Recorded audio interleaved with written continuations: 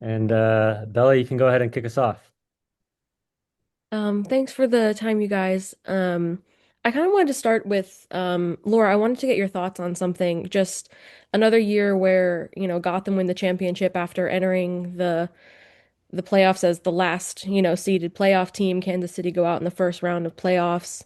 I just sort of wonder what your thoughts are on what makes a team good in the regular season versus good in the playoffs? Is it just sort of the format exaggerates losses, or some teams are really better at that sort of part of the game, if that makes sense? I think multiple things go into it. I think momentum's a big one. And I think Gotham had momentum. They had to they had to get a result to get into the playoffs. They had to get results leading up to the decision day, whereas Kansas had, you know, wrapped up the Shield weeks before. And, we lived that a long time ago where we wrapped up the Shield and then had to go into playoffs. And I don't think there's a formula for that. I did it in multiple ways, rotating the team, not rotating the team. Like there's no hidden sort of recipe to get that right. So I think that's really challenging for Shield winners, especially if you win it in advance of the final day. And yeah, I think the playoffs is all about momentum, if I'm honest. I think that the teams traditionally over the years that have had momentum going into the playoffs tend to do well going in to that final stretch. And Gotham had that.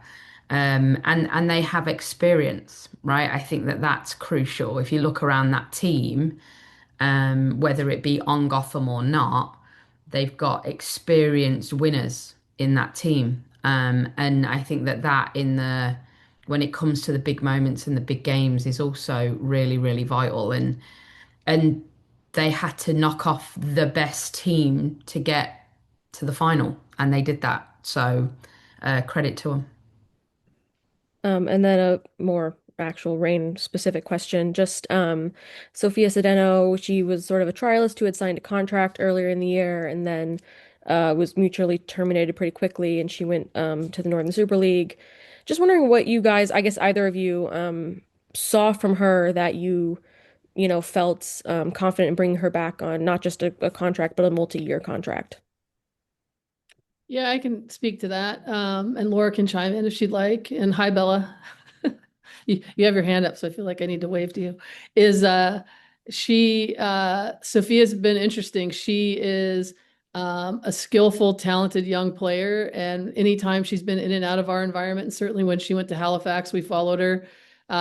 She's just slow, steady performer. The level doesn't really bother her, for a player her age, much like some of our other young players, she fits in. And I think there's a big upside to her skill set from an attacking standpoint and from a defending standpoint.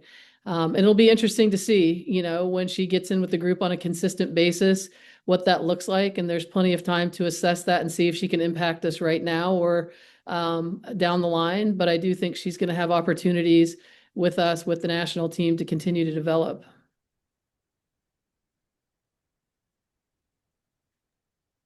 Thanks, Bella. And then we'll go over to Jada. Thanks. Thanks for the time. Leslie, what are some of the goals that you have for this off season, considering the fact that you did have such a young roster and brought in a big name like with Mia? So what are some of the goals this time? I think the goals for us, and it's not just my goals, it's the club's goals and mine and Laura's discussions around continuing to build the roster in a way that helps us not just make the playoffs, but perform well in the playoffs and win a championship.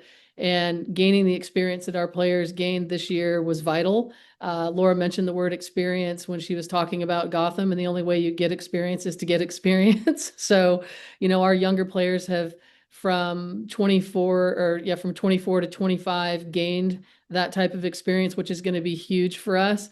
I think there's still room for us to add to that. We've lost some experienced players, and looking at the roster as it sits right now, when when building, we're going to see if we can balance that out with some players that do have experience, not just playoff experience, but just league and professional experience, period, to add to the group that we currently have. But our goal is to continue to develop these players and put them in really difficult situations so they learn to solve at a pro level. They solve different situations, different defensive, different environments, from crowds to games that maybe aren't as comfortable as some others and the way that a team plays. So we want players that are able to perform under duress. And that's a combination of us putting them in that position every day in training, but also learning from the experience that they've gained through, being with us for a little while.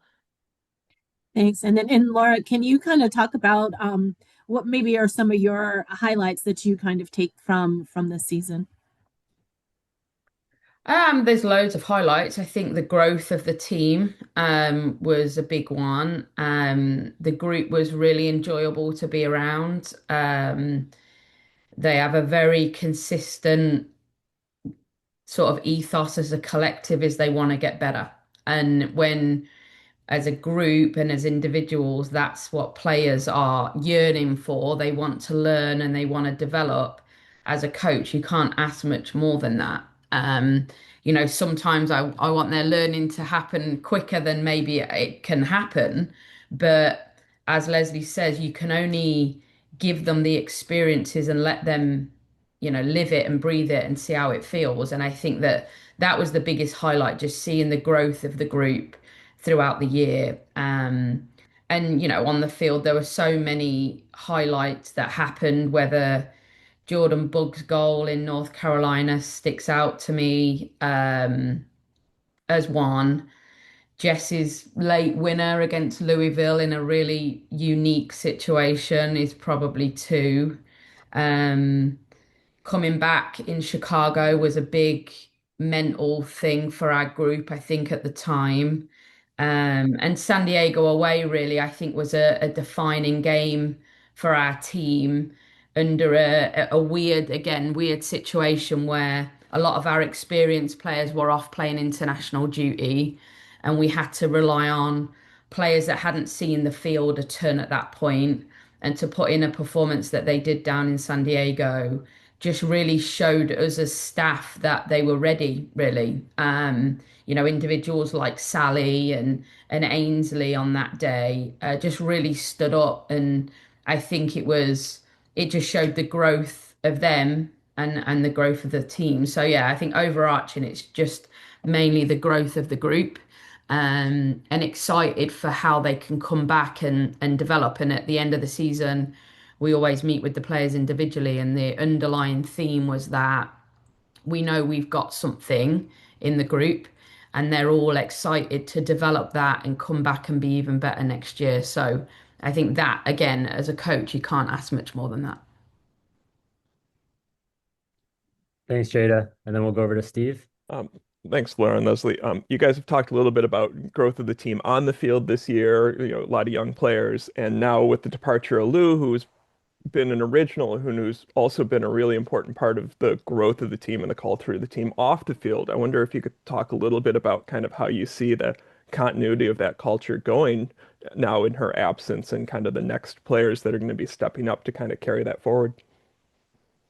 Yeah, Laura can chime in. I'll go first and just say that you don't really replace a Lou Barnes. That's just not realistic. The good news is that this group of players for a year and a half or two have been in her midst, and I think that has boded well for them to learn from her and from Jess, and some of the younger players were here long enough to be with Pino. But in general, Lou's sort of imprint on the DNA of what this club is and what it is about has been felt by the bulk of the group. And so hopefully they were eyes wide open and ears wide open, and they took what she had to offer as a player off the pitch and on the pitch, and are going to run with it. But it's the same thing I said before. You don't, leaders are built over time, and I think this group, it's going to be interesting to see who emerges and what that ends up looking like for this team. I think it's probably a little bit of a question mark. We still have Jess Fishlock in the locker room to help guide the group as well, and some more veteran players. Claudia, I think you would consider to be a veteran, getting there, sort of, kind of. But Phoebe and Sofia Huerta, there's still enough of a mix of veterans that they can continue to sort of carry the torch, but all of them are anxious to have this group step up and pass it to them so we can see who rises. But you don't replace Lou. You just don't. You just hope that what she meant to the club carries forward, and I think it will. Yeah, I think that's the biggest service that we can do to Lou, is to make sure that the culture that she helped set stays. And I think she would be the most disappointed out of anybody if that wasn't the case. So I think the group know that. I think she spent a lot of time this past year, 18 months, rather than fully leading, was more mentoring than leading. And I think that, yeah, like Leslie said, it will be interesting to see who steps up and helps fill that void. Thanks. And one more for me in terms of long-term culture. Laura, last we heard, I think your current contract was running through the end of this year. You're obviously here with us today talking about the future. So, is there any news that the team would like to share on that at this point? I mean, look, it's no secret. I love this club. It's probably part of who I am now. And discussions are ongoing, and I'm sure the club will say more things soon. Thank you. I'm just going to let Laura sit there and keep pitching. No, I'm kidding. Obviously, Seattle Rain is in Laura's DNA. You don't say Rain without saying Laura Harvey, and we are in ongoing discussions, and we love having Laura here at the club. And I think it goes back to some of the questions that have already been asked. Is for me, this club moving forward, we're finally at a place going from 25 to 26, where we feel some certainty and some comfort, but not complacency. And I think that's a great place to be. We're all ready to kind of settle in and do the hard work to get this club to the top and where we want to be and where we want to stay. And so we'll come to you when we have news, but this club definitely values Laura's contribution. Thanks, Steve. And then we'll go back to Bella. Just on topic of contracts, announced earlier today that the club had decided to, and Olivia Vanderyacht had decided to mutually terminate her contract that was supposed to go through the end of next season. I'm just wondering what, if anything, you can share about that particular decision. Yeah, it was mutually terminated. And I think it's when you look at Olo's contribution over the last year and a half, or basically since about the middle to the end of her rookie season, it hasn't been what she expected or what any of us expected. And for a lot of different reasons that I won't speak to here. But I will say that between Laura, myself, Olo, and the other people in the club that have been supportive of Olo the entire time she's been here, this was the best decision for everyone. And we wish her nothing but the best. That I had her at UW as a student athlete, and our first and foremost concern here for every player that's ever on our roster is their well-being. And so this was something that was determined based on all parties agreeing. And then just an unrelated one, Laura, I was just wondering, obviously you were a big proponent of Claudia this whole season. Just wondering what your thoughts are on the end of season, who won the Goalkeeper of the Year award in the NWSL this season. Not the person who got my vote. My vote is probably obvious. And look, the Kansas goalkeeper, obviously from a stats perspective, the amount of clean sheets that they kept is probably deserved too. But there's no doubt in my mind that Claudia has taken her game to another level this past season. Obviously broke a lot of records in our club too, which speaks volumes with the goalkeepers that have come before her in this club. Some of the best goalkeepers in the world have played for this club. And to be up there with some of them, I think speaks volumes to where she's at in her development. And I think that the greatest part about where Claudia is we're nowhere near her ceiling. So I'm excited for her future. I'm glad other people are seeing what I've probably seen since 2020 when I worked with her at the U20s, that she just has a special, unique, natural talent. And now she's dedicated herself to her craft more and more. And when you do that, the sky's the limit when you have the natural ability that Claudia has. So really excited that she's obviously committed to our club. And yeah, I would have loved for her to have got the accolade that I believed she deserved, but I'm not going to take that away from the Kansas goalkeeper because the stats also speak for themselves. And then just last one for me. Obviously, it was unlikely Jess was going to go anywhere else, but we do know now for certain that Jess is signed for another season. Just what does that mean for the club? How do you expect her to contribute? What is yeah, sorry, it was trailed off there at the end. She's a phenomenon, right? Like her and Pino, I think about Pino's last year, obviously ended not the way we wanted, but they both have sort of hit another gear. For Jess to score the amount of goals she scored this year and have the amount of goal contributions that she did with the minutes that she played, was phenomenal. And I think a big reason why, I'm not going to speak for Jess, but I think one of the big reasons why she wanted to stay here and not think about ending her career anywhere else was she wants to make sure that this club is left in a position where she feels that it's got a really bright future. And I think she sees that. And obviously, with the departure of Lou, I think one of her big reasons for staying was to make sure she can continue to mentor the group off the field, but also feels that she can contribute on it, which we obviously believe in too, or we wouldn't have taken her up on giving her another year. And again, her stats spoke for themselves this year. Taking Wales to a major tournament and putting the performances she did in the Euros as well has been a phenomenal year for her. And hopefully we can send her off in the right way next year. Because I think that at the end of next year, whether she decides that that's it or not, we hope that next year can be a year that's as much to remember as this year was for her. I just want to build on that just a little bit. Jess is, she's an anomaly. And the thing that we're most excited about is to see, it's Laura's job to try to figure out exactly how to utilize her over a 12-month period. But this will be the first time in her life that she's played professional football without going on international duty, which will be a huge change for her. But what she's done at her age to keep herself at a physical level and a mental level to peak perform has been truly special to watch.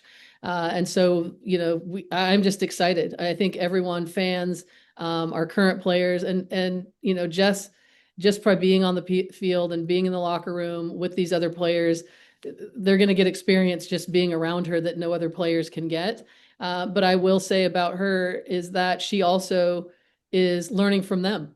She is thrilled to be able to be around this young talent on our team and take things that they have in their toolkits and kind of learn about this generation. It's exhilarating to her, and it's probably, made her a little bit younger, if you will, to be in their midst. So it's a special combination, but I think our fans should be on the edge of their seats to see what Jess Fishlock can do without traveling across the world multiple times per year. And being in our environment consistently will be really fun to watch. Thank you. Thanks, Bella. And then we'll go over to Jada. Thanks. Laura, either one. I wanted to ask about the staff, your staff, in addition to your contract. I mean, do you expect any kind of changes in that way? No, not really. Short answer to the question. It's obviously not up to me whether they choose to stay or not. But I'm very happy with the group of staff that we've got. I think we worked together really well this year. We connected really well throughout the year on. It gave me the ability to delegate more than I've ever done before. Having some really experienced, talented staff to work with, not just coaches, but performance analytics staff. And I'm excited for some of the projects that we've put ourselves into this off season in preparation for what next year could look like. and excited to delve more into how we can push this group on as far as we possibly can. Yeah, And Jada, we'll have go ahead. we'll have more news on that soon. And I think the thing that I keep talking about, and you guys not all know the history over the last sort of 2.5, 3, 4 years in this club, and to get to a place where our players have some certainty, some consistency and continuity, but without complacency. This group is ready to push forward kind of into a little bit more of a known area of what the expectations are, but with the 100%, idea that we're ready to work hard to really maximize the football in this club. And then with the signing of Lynn, obviously great news as far as the pregnancy goes. Are you, when she does come back, to my understanding, for the after maternity leave, are you expecting more on-field contributions from her, as much as you can kind of project here? I think we would all love that, Lynn included. I think obviously the pregnancy has given her time for obviously her body to take care of a baby, but also to sort out all the other little niggles that she had going on, and obviously for Lynn, not just club football, but there's something on the horizon in 2027 that I know she's very determined to be a part of. And we want to help her to get into a position where she can put herself in a position to go to a World Cup. And the platform that she can use to do that is through playing for our club. And she's very committed to making sure that she can give herself the best possible chance to get back on the field as safely and as healthy as possible, but as quickly as possible. So, yeah, absolutely. That is definitely the plan. Thanks, Jada. And then we'll go over to Steve. Thanks. To follow up on that a little bit, the team was fairly low in the table in terms of goals scored last season and really rode a strong defense to success. I wonder, as you've kind of looked back on the season, what you think was the cause of the struggles to score goals, if you think you have the personnel already on hand and just need to make some adjustments, or if that's somewhere you'll maybe be looking to use those two open roster spots to bring in a game changer. I mean, I'll start. I just think our club has traditionally not been the most high scoring team.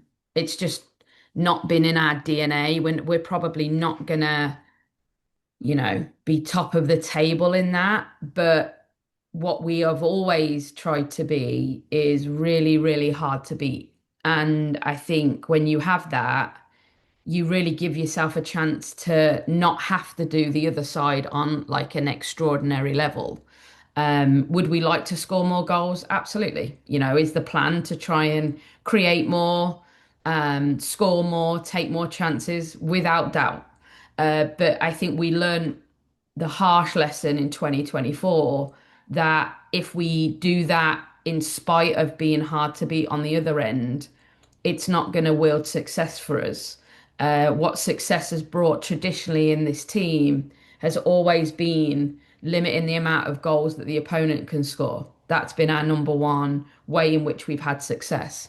And then if we can do that whilst being able to create and score chances, it's brought us the most success over the years.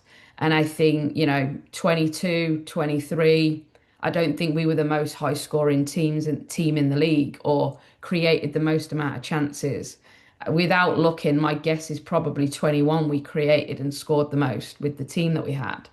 But I think the DNA of this club is to always be hard to beat.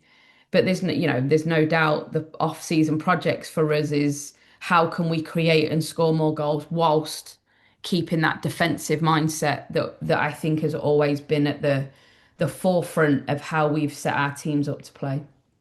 And then just to build on that a little bit, Stephen, what Laura's saying is absolutely true. But to answer the other part of your question with the roster spots remaining, again, I think our targets are to look at experience in maybe filling some of those roles. And certainly, with Lynn being out, the pace that she has, the goal scoring ability that she has had over, historically, is something we'd certainly look to complement in the group. But our young players, and Mia, who is just now getting back into form, who we put no pressure on to be the go-to this year.